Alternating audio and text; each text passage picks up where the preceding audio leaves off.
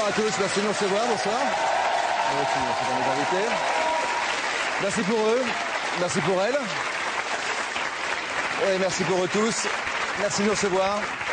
C'est vrai que la société de consommation dans laquelle nous sommes nous abreuve de statistiques tout le temps sur la sexualité, une sorte de normalité, 2,7 rapports sexuels par semaine. Enfin, ça c'est la norme, environ 9 par mois. C'est une moyenne que n'atteignent pas mes invités, comme des millions de Français d'ailleurs, comme disons, autre statistique, 40% des Français qui vivent heureux ou moins heureux, sans sexualité régulière, ou même parfois sans sexualité du tout. C'est le cas d'une partie de mes invités de ce soir. Une partie est en couple, mais ne fait jamais ou très rarement l'amour. Il ne rentre dans aucune case, aucune norme, et pourtant ils s'aiment.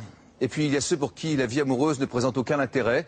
Pour Lydie, par exemple, qui est mon invitée, Lydie nous le dit, à 34 ans, elle fait partie de ces personnes de plus en plus nombreuses qui se sentent presque obligées de revendiquer leur absence totale de libido pour justement faire face à ces chiffres qui nous mettent la pression. Elle n'a aucun besoin physique. Et Lydie? Tout à fait. Jamais. Alors est-ce qu'on peut vraiment vivre sans ricaner pour autant? C'est un sujet sérieux. Sans vivre en se passant d'une véritable vie sexuelle régulière. Sans sexe, le bonheur est-il possible? C'est la question que nous posons ce soir. C'est un véritable phénomène de société. Nous sommes en direct sur France 2. Donc bonne émission à tous mes invités. Merci de les encourager.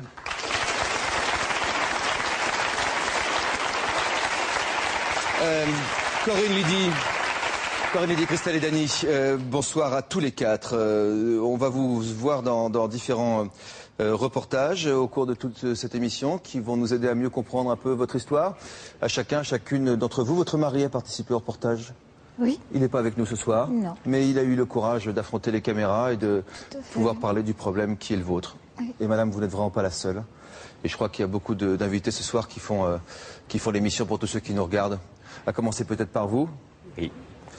Vous avez un petit souci technique d'ordre sexuel, je peux le dire au passé, je crois. Oui. Oui. Un Dany. Oui. Et comment vous avez découvert que vous pouviez le résoudre, ce problème? En regardant Ça se discute, qui en a parlé une fois. Et justement, le sujet, on a pris là-dessus. Et qu'est-ce que vous avez découvert en regardant Ça se discute? J'ai découvert que ça pouvait se soigner, ce problème. Problème d'éjaculation rapide. D'éjaculation précoce. Précoce, rapide, comme on veut. Ouais, que ça pouvait se soigner. Et bien, il faut dans ce cas que les deux en parlent dans le couple. C'est comme ça que vous l'avez découvert, tant mieux, ça prouve que les émissions peuvent être utiles. Et je pense que c'est aussi pour ça que vous participez à l'émission ce soir, pour que ça puisse servir à d'autres personnes, ce que vous faites aujourd'hui, en participant à beaucoup de forums sur Internet.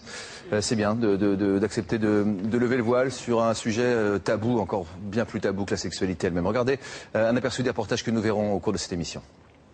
Ce soir, dans Ça se discute, Corinne et Eric, leur couple est au bord de la rupture, ils ne font plus l'amour. Les antisexes, selon eux, on peut vivre épanoui sans amour ni désir. Christelle et Dany, ils ont surmonté ensemble leurs problèmes sexuels. Corinne et Eric ne font plus l'amour depuis 8 ans. Corinne est frustrée et malheureuse. Il n'y a pas de tendresse, il n'y a pas de bisous, il n'y a pas de câlin, il n'y a pas de... C'est le vide. Eric, amoureux, ne sait plus comment faire pour retenir sa compagne. Ma femme, je l'ai. Elle est jolie, elle est désirable.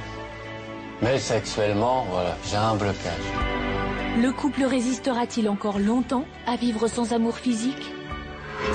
Les asexuels, ils ne font pas l'amour, n'ont pas de désir et le revendiquent haut et fort. Lydie a 34 ans, elle est vierge et fière de l'être. J'ai jamais été intéressée par tout ce qui touchait à la sexualité, donc j'ai jamais éprouvé d'attirance sexuelle. Élodie, elle, vit sans sexe et sans plaisir physique. Mais pour la jeune femme, c'est une souffrance terrible. Je pensais que j'étais anormale, donc au final, je m'étais classée dans les asexuels. Finalement, il ne faut pas l'amour, mais pour des raisons toutes bêtes, des problèmes de relation aux autres, problèmes de timidité. Et ça les rassure de voir qu'il y a une catégorie qui existe à laquelle ils peuvent s'identifier. Alors, véritable tendance ou prétexte qui cache une misère sexuelle? Christelle et Dany sont aujourd'hui amoureux et complices. Pourtant, il y a encore quelques mois, ils étaient en pleine crise. Christelle n'avait plus de libido et Dany, lui, souffrait d'éjaculation rapide. Pourquoi tu venais pas me chercher? Pourquoi c'est toujours Peur de savoir qu'à la fin, c'est pas dit que je réussisse à te faire procurer assez de plaisir, alors que sachant que ça risquait d'arriver trop vite et de se terminer rapidement. Grâce à Internet, ils ont trouvé une solution à leurs problèmes. Aujourd'hui, ils revivent une nouvelle jeunesse sexuelle. Ça me touche les fesses. Oh. Devant tout le monde comme ça? Je l'ai fait, c'est que pour moi. Couple en crise, asexualité, troubles sexuels, sans sexe. Le bonheur est-il possible?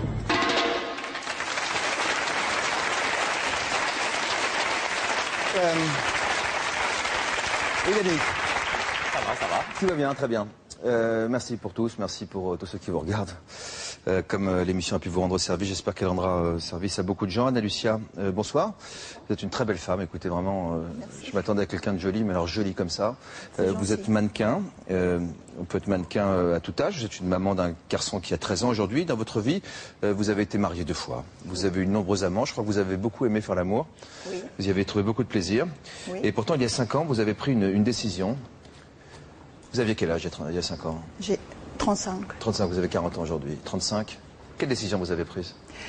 J'ai décidé donc d'essayer ce que nous appelons le Bhakti Yoga, qui c'est une façon de trouver une paix d'esprit.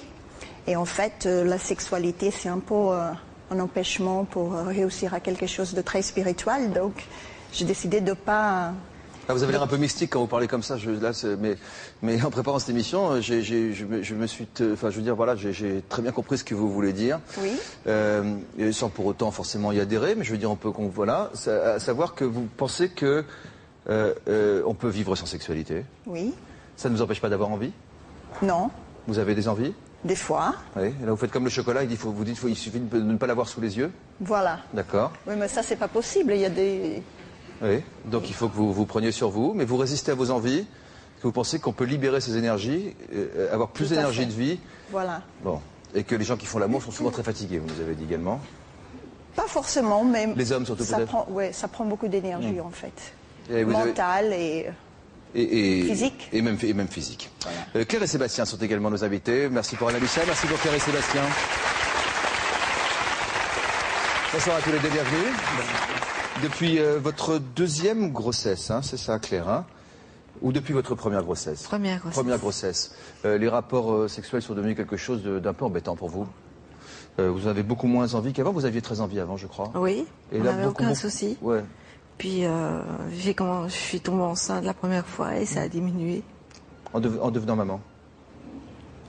Et puis après, ça a continué après enfin, je veux dire, cette diminution a continué après la grossesse. On a fait... Qu'est-ce qu'il y a? Oh. Peut-être que vous pouvez prendre le relais, madame, pendant que vous prenez vos esprits. Tenez, donnez-moi la main. Ça va. Prenez. Bienvenue, soyez la bienvenue parmi nous. On a... Qu'est-ce qui est mal au cœur comme ça? C'est quoi? On l'a fait une fois. Ensuite, on l'a fait une fois et on a fait notre 2e. Donc voilà. Donc vous avez eu un bébé? On a eu un bébé qui a 21 mois pour le moment. Puis on a refait une 2e fois et on a un petit garçon qui a 4 mois. D'accord. C'est-à-dire qu'en fait, vous n'avez pas eu le temps de retrouver une vie de couple, c'est ça que vous voulez dire, entre les 2 grossesses? Quel âge ont vos 2 enfants aujourd'hui? 22 mois et 4 mois. C'est ça. Ça a été vite, vous n'avez pas réussi à vous reconstruire comme couple en fait? On est toujours avec eux. C'est tout le temps eux. C'est notre premier week-end, je veux dire, en amoureux depuis maintenant. Quand? Depuis la naissance du plus grand. Quand est-ce que c'est votre premier week-end? Aujourd'hui? Mais aujourd'hui c'est mercredi. Non, enfin je veux dire, pardon. Notre premier... Rassurez-moi, on est mercredi parce qu'on est...